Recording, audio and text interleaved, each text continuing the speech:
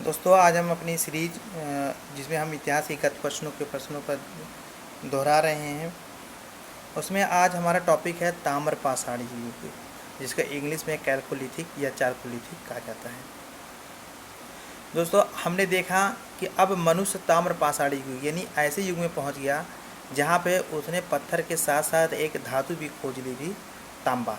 तांबा को ताम्र कहा जाता है। क्योंकि इस युग में तांबे के उपकरण के साथ साथ हमें पत्थर के भी उपकरण मिलते रहे हैं, इसलिए हम इसको ताम्र पाषाणी युग कहते हैं। ताम्र मिस तांबा, पाषाण मिस पत्थर, यानी तांबा और पाषाण यानी पत्थर दोनों के उपकरण एक साथ प्रयोग में आते रहे, चलते रहे। अब इस युग के बारे में भारत में कहाँ साक्ष्य हैं? क्योंकि मनुष्य कृषि करना सीख चुका था और वो उसकी देखभाल के लिए उसके आसपास बस्तियां बना के रहने लगा था। लेकिन वो स्थान जहाँ पे हमको तांबे के प्रयोग के सबसे प्राचीनतम साक्ष्य मिलते हैं, ठीक है, हम देखते हैं कहाँ कहाँ है। पहला है दक्षिण पूर्वी राजस्थान में 2 साइट हमको मिली हैं, आहाड़ और गिलुंद। ये दोनों पूरा स्थल बनास नदी की घाटी में स्थित है, इसी कारण इन्हें बनास संस्कृति भी कहते हैं। और आहाड़ साइट के नाम पर इसका नाम आहाड़ संस्कृति भी है। मैं आपको बताता हूँ, जैसे हमने देखा सिंधु घाटी सभ्यता।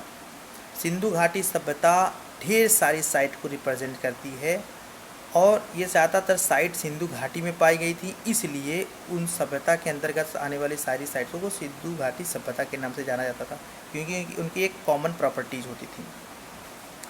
और हम उसको हड़प्पा सभ्यता भी कहते हैं, क्योंकि एक साइट हड़प्पा के नाम पर उसको ये नाम दिया गया। इसी प्रकार से ये बनास नदी के घाटी में पाए जाने के कारण इनको बनास संस्कृति भी कहते हैं और आहाड़ साइट के नाम पर इसको आहाड़ संस्कृति भी कहते हैं। यहाँ पे हमें तांबे के उपकरण और तांबे के परगलन के साथ ही मिले। परगलन मतलब तांबे के गलाकर तांबे के गलाने के भट्टियाँ वगैरह मिली हैं। जाहिर सी बात है, तांबे के उपकरण कैसे बनेंगे? तांबे को गला कर ही तो बर्तन बनाए जाएंगे या उपकरण बनाए जाएंगे।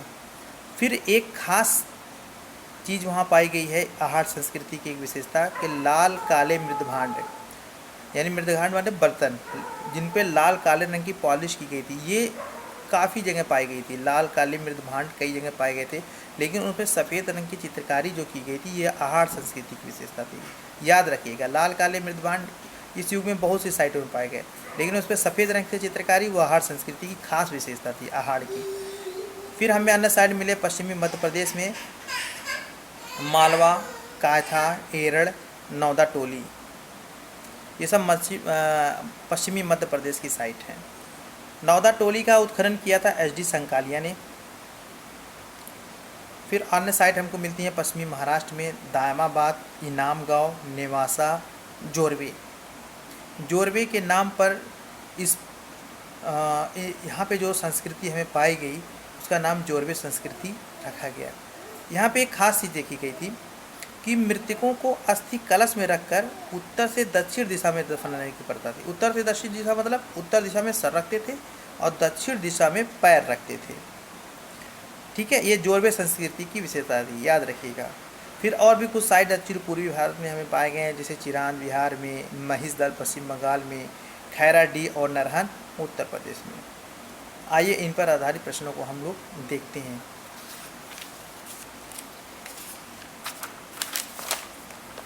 पहला प्रश्न है, निम्नलिखित में से किसको चालकोलिथिक युग भी कहा जाता है?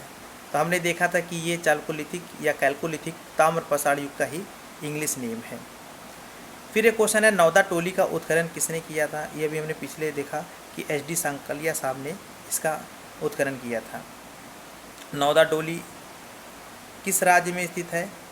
तो ये मध्य प्रदेश साइट है। मध्य प्रदेश की एक साइट है नौदा टोली। ताम्रपाषाण काल में महाराष्ट्र के लोग मृतकों को घर के फर्श के नीचे किस तरह रखकर दफनाते थे? मैंने बताया कि सर उत्तर और पैर दक्षिण की तरफ होता है। इसको नॉर्थ साउथ ओरिएंटेशन कहते हैं। इसका उत्तर हो जाएगा उत्तर से दक्षिण की ओर, यानी कि ए।